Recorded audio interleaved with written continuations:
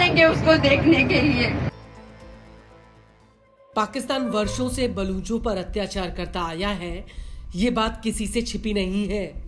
पाकिस्तान में भले ही किसी की भी सरकार हो, लेकिन बलूचों को लेकर पाकिस्तान की हमेशा से ही कुचलने वाली और दमनकारी नीति रही है। और यही वजह है कि बलूच लोग लगातार पाकिस्तान से आजादी की मांग कर रहे हैं। दरअसल पाकिस्तान की नजर बलूचिस्तान के प्राकृतिक संसाधन पर है, जिन्हें हड़पने के लिए लगातार वो बलूचों की डेमोग्राफी को बदलने में लगा हुआ है। और अब चीन की भी नजर बलूचिस्तान में मौजूद प्रकृति के अकूत खनिज भंडार पे है, जिन्हें पाकिस्तान और चीन मिलकर हड़पना चाहते हैं।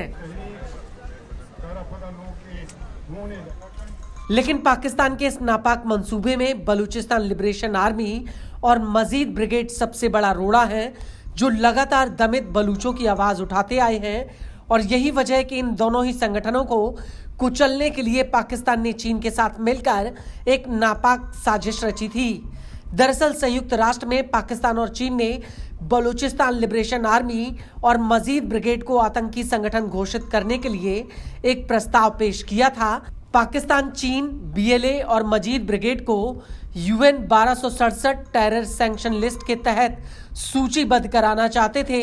बता दें कि संयुक्त राष्ट्र की ये समिति अल कायदा सैंक्शन कमेटी है और पाकिस्तान चीन मिलकर बीएलए और मजीद ब्रिगेड को अल कायदा से जुड़ा हुआ दिखाकर उसे इंटरनेशनल लेवल पर बैन करवाना चाहते थे।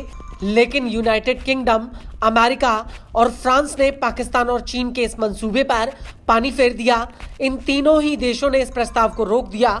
तीनों ही देशों ने तकनीकी कारण बताते हुए कहा कि बलोच लिबरेशन आर्मी और मजीद ब्रिगेड को अल कायदा से जुड़ा हुआ साबित करने के लिए पर्याप्त सबूत नहीं है, इसलिए इन्हें आतंकी संगठन घोषित नहीं किया जा सकता।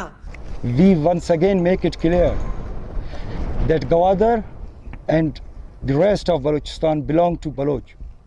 It's our duty to protect our land and sea.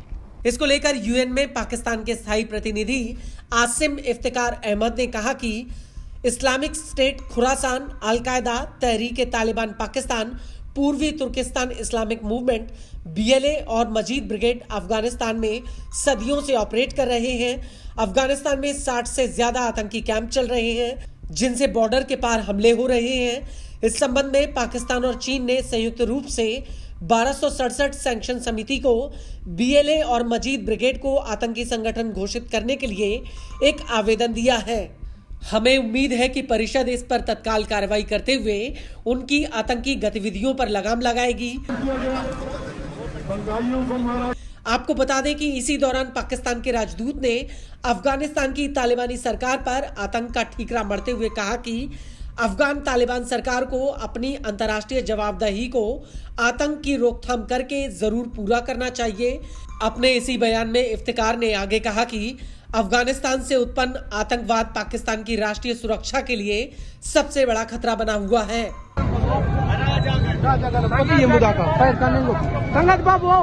इस सब के बीच आपके लिए ये जानना बेहद ही जरूरी है कि मजीद ब्रिगेड का गठन साल 2011 से पहले हुआ था, जिसे कथित रूप से बलूचिस्तान लिबरेशन आर्मी की आत्मघाती स्क्वाड के रूप में जाना जाता है। आरोप है कि मजीद ब्रिगेड ही पाकिस्तान में सेना और चीन के हितों पर हमला कर रही है। हालांकि साल 2019 में अमेरिका ने बीएलए को specially designated global terrorist list में डाल दिया था और पिछले महीने यानी अगस्त 2025 में अमेरिका ने बीएलए और मजीद ब्रिगेड को विदेशी आतंकी संगठन के रूप में घोषित किया था। अमेरिका ने जब ये ऐलान किया था तो पाकिस्तान ने इसे अपनी रणनीतिक जीत बताया था, लेकिन संयुक्त राष्ट्र में अब अमेरिका, फ्रांस और यूके ने मिलकर पाकिस्तान और चीन के साथ एक बहुत बड़ा खेल कर दिया है।